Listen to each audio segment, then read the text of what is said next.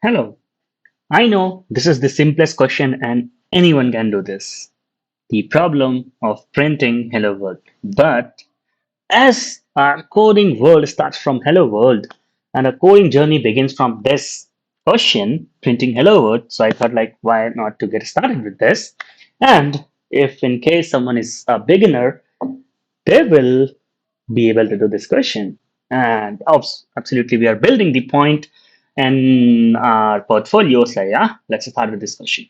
Very first, what we will do is we will understand what this question is saying, the problem, and then we will try to understand here on this board, and then we are going to write for the solution.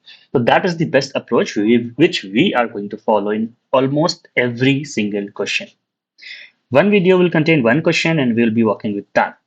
Here this question is simple line of code that can be executed in Python, print hello world. You can just as easily store a string as a variable and then print it to stdout. Though this is Python 3, we do not have stdout, we just have plain. My string equal to hello world and then we can print my string. What we need to do is you do not need to read any input in this challenge. Just print hello world to stdout, that is to the console. So yeah, let's do it. In order to print anything, there are two simple ways to do that.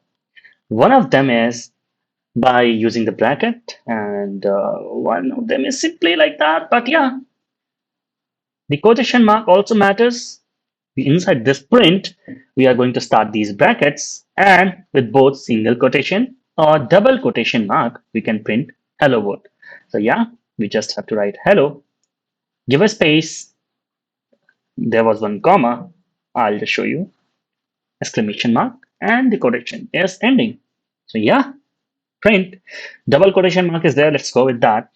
I'll go with hello, comma, and if you see this word which is having W as capital word and then the exclamation mark and then just run the code.